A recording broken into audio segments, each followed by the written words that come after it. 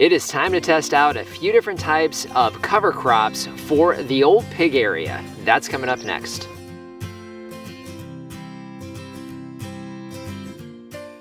Hello everyone, this is Dwayne with Edge of Nowhere Farm. We're coming to you here on a bright, beautiful, and still cool March morning in 2021. If you guys have been following along, we actually have the area behind us here. You'll see the pigs in the distance. This was their old area here that we cleared out just a couple weeks ago here through to today. We're going to be testing out these cover crops in the area that still has raw urine and manure from those pigs to see what we can establish here in the spring in Arizona. Many of these things we actually got from you guys. In that last video, I'll link for you here, we asked you what you thought would be a good test for this area so we can get some cover crops growing in order to prepare the soil for what will eventually be in-ground crops for consumption. Okay, so before we go over all the seeds and what we're going to be planting, let's go ahead and get the area designated. So the area behind me here is a 16-foot wide by 48-foot long rectangle. So we want to make sure that we get the perimeter established. We're going to be using 2-foot chicken wire and some concrete stakes. The reason why we're going to be utilizing those is because of our rabbit pressure. We have cottontails and jackrabbits that both would come in and basically just destroy all of these crops as they're starting to come up. Eventually we're going to be removing that, so it's very temporary. So the first thing we're going to do is we're going to use some concrete stakes and this chicken wire to get the area established that we're going to be working in today.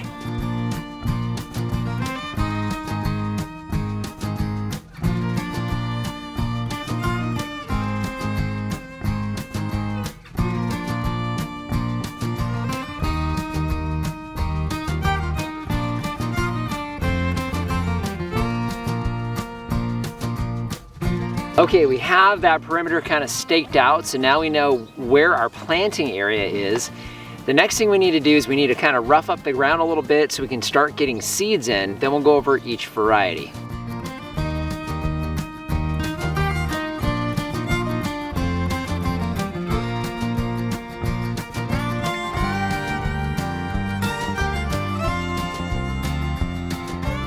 A big part of this is actually going to be testing out these different types of cover crops in order to see how this area is going to perform going into spring and summer. A lot different here for us in Arizona is extreme heat and very, very dry. So this truly is a test. Now, we have the area we're working in now. However, the area that the pigs are in today will be opened up for us here in another 6 weeks or so in May. So then we're very close to our very, very hot summers. What we're going to be doing in this first area is truly a test. So the first half, we're going to be planting out rows of these different crops to see how they perform, how they come up. And then the back half, we'll do a mixture of all of these to kind of see how they're going to look as far as a cover crop is concerned. So now we are taking into account where we're facing. So the plot behind me is north to south. So I'm at the north end of it. So this is east to west. We do want to take into consideration the crops that are going to be on the west side that would be shading the crops on the eastern side as the afternoon sun rolls through. So some of these taller crops we'll put on that side versus the shorter ones. We want to make sure everything gets morning sun. Shy of that, we're really not going to think through this too much. But we're going to go ahead and get these set out so that we know what's going to be in each row. Now we're going to go ahead and get these planted. So we'll go over the crops that we're going to be trying, and each one of these is going to need a little different type of planting. So another reason to get these split up, again, we're working on the front half of this, so these will be in rows. So we have a vernal alfalfa. That's the first one we're going to be putting in. The second one is going to be buckwheat. Cowpeas will be next. Then we have daikon radish. We know this grows well, just don't know how well it grows during the spring. We have sorghum Sudan grass. That's going to be there. And last, because several of you suggested corn, I was surprised, but multiple suggestions for corn. So we have a burpees, I think it's peaches and cream or something like that, corn that we're going to be putting in that last row. So again, taller things here with the Sudan grass and the corn into the more bush type crops. These first two varieties that we're putting in is a vernal alfalfa and a buckwheat. So I want to show you the size of these seeds. So you can see that seed is very, very small. This is the alfalfa. So extremely small seed, so it won't need a very deep hole. So we're gonna take that into account. when we go through to seed it. And the next one is a buckwheat. The buckwheat is larger, but still not all that big. So again, we're gonna do more of kind of like a broadcast seeding of this as opposed to kind of drilling or planting them one by one. So I wanted to kind of show you the size of those seeds before we get behind there and show you how we're gonna plant them. Keep it as straight as I can.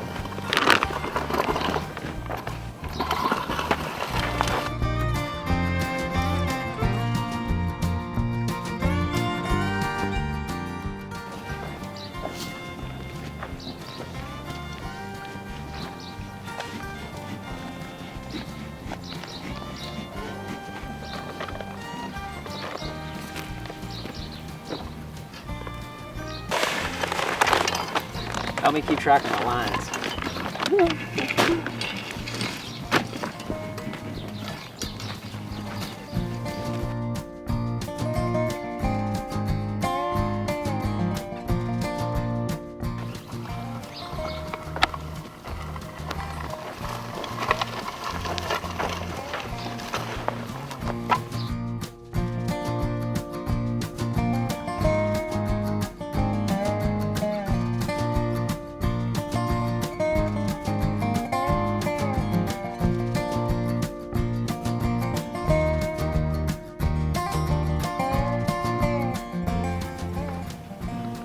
Help me stay on trackish. You're not a straight line, but you're at least in your forks. That's what I want to be, is in the forks. Yes, you are. That's going the right spot. Yep. Not straighter this time. Oh, just kidding. Shouldn't have said anything. I know, now you went all along. So you saw us planting the alfalfa and the buckwheat.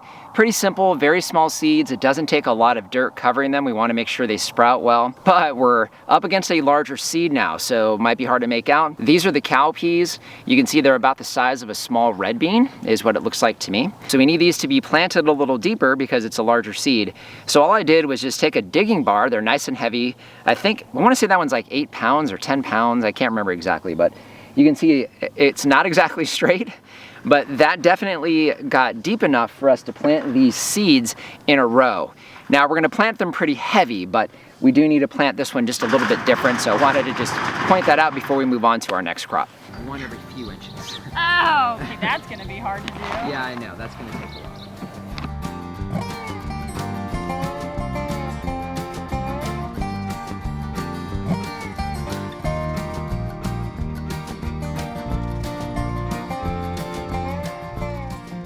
Next up is daikon. So the daikon radish seed, give you an idea of size. We've used these before, we know they do well. So you can see that's the size of a daikon. So because of the seed size, we're gonna go ahead and broadcast seed in this 2 foot or so space with this one.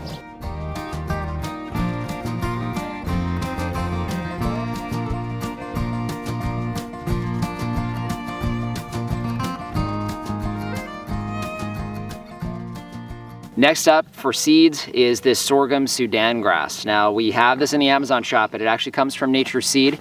We've used them before. In fact, we had a pasture seed mix we used on the old property that was from them as well. I believe they're based out of Utah, so not the same climate, but similar. And this sorghum Sudan grass supposedly does really, really well all the way in through summer here is what should be the case. We'll see. That's why we're testing this. Now, as far as the seed, this is the size of the seed here. You can see very similar to the size of the daikon radish. So we're gonna go ahead and lightly broadcast this. We're gonna go ahead and get this one in next.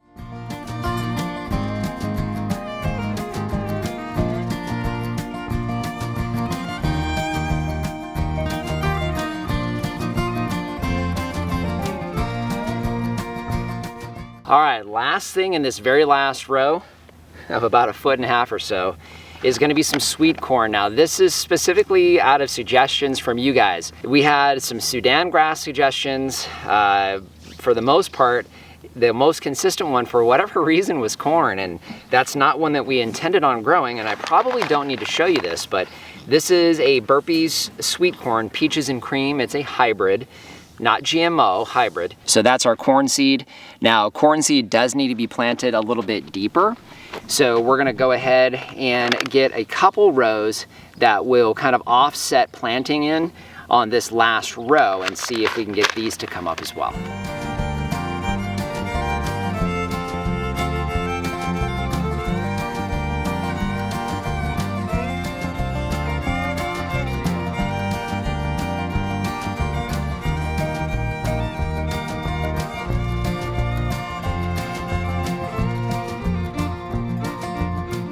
So the corn, what we're doing with this, we have these rows faced out about 6 inches apart. We're planting one, it's probably down about an inch or so. I have one here and then we're offsetting. So I've got another one here. We're about there. Not gonna try to make it perfect. About 6 inches right there. About 6 inches right there. About 6 inches right there. And let's, for fun, let's put one right on the corner. So I wanted to show the spacing on that. The way corn pollinates, so you get kernels, is those tassels at the top are blown by the wind and whatnot, and it drops them down onto those little tassels that come out of the corn, or the strings that come out of the corn, and you need to get the pollen on each one of those strings to create a kernel. So having them really close together will help us get a better crop when we're done. We're gonna go ahead and head to the back side that we're gonna do more of a random planting, so more of truly what would be a cover crop scenario in this back half. We also know that we've got a lot of nutrition in the back half of here from where the pigs were. Their shade structure was at, where they slept was actually at the back, so directly behind me. So we know we have a lot of manure and urine that was put into the ground, especially alongside of here as well. They really like to kind of go alongside this fence line. So where we planted the corn and then where we'll be planting back here should have a lot of nitrogen that's stored up in the soil, at least we think. So now our plan, we've got a couple of seeds, the cowpeas and the corn, that we need to drill into the ground. So what I'm gonna do is I'm gonna go through randomly with the digging bar and create those furrows that we can put those seeds we need to drill down into, and then we'll broadcast seed all the rest.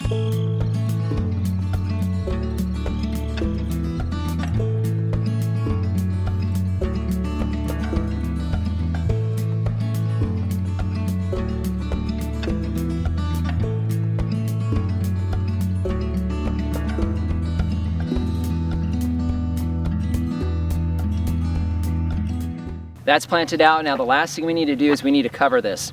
We're not gonna do any type of inoculants. The test here is to see whether or not the urine and manure from the pigs is enough in the ground in order to help these seeds to generate and thrive.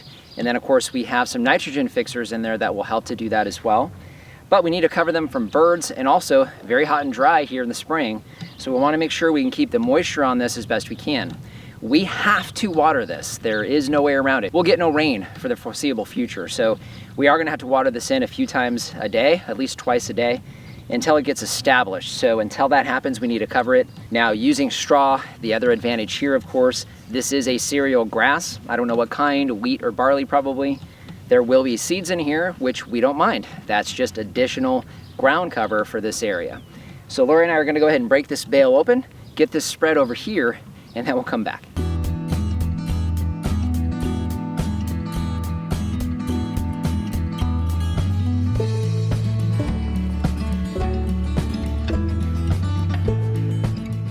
Here I should mention another advantage to having that straw on the ground is protection of the seeds from birds. We have a whole lot of birds that are flocking to the farm. You know, when you have green in the desert, it attracts life, which we want. And come September 1st, I don't mind those doves at all. However, when it comes to these seeds, we want to make sure we keep them protected. One additional thing, we have a lot of rabbit pressure here on the farm, and we do everything we can to protect our trees from rabbits and jackrabbits. Same thing with our garden beds. And we're going to need to do it at least temporarily as we're establishing all of these cover crops in this area. So we put the stakes in, you saw us do that. Now what we're going to do is come back and put some of this inexpensive 2-foot tall chicken wire around the outside of this. Again, this is very temporary, and it is only to keep the rabbits off of this area, kind of this almost pasture area, while it gets established. So we're gonna go ahead and run this around there, and then I think the last step would of course be water.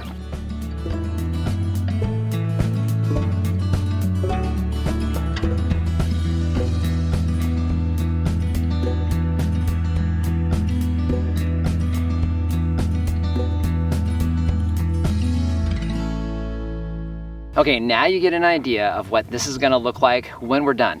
So we did go through and add a few more stakes just to make sure we're keeping this chicken wire up as best we can.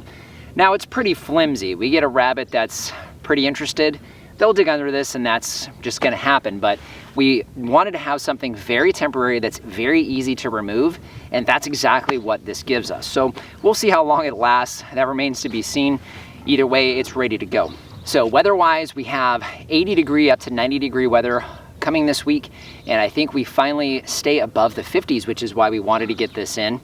And we also have very hot weather coming into the next several weeks. It'll be very interesting to see how well they germinate and overall the kind of growth that we're gonna get here in the early spring for us in Arizona. Of course, we still have the area that they're on now that we'll be planting even later, so we'll get a good idea whether or not these crops can actually grow in and through our summertime. We will be watering this at least twice a day, maybe 3 times a day, until we start to see some germination. And then as those get taller, we'll be able to back off of that irrigation and hopefully do far, far less total irrigation on this land, because of course, in the end, we'll be chopping all this down come fall so that we can have a very fertile bed to plant in next spring. Just want to thank you for joining us today. If you haven't subscribed to the channel, hey, do that. If you have any questions or comments, leave those in the comment section down below. And our Amazon shop, I'll leave a link down in the description. That's a free, painless way to help support the channel. If you start with that link, it doesn't matter what you buy, it helps to support us here. So just want to thank you for joining us today and remind you, if we can farm on the edge of nowhere, so can you.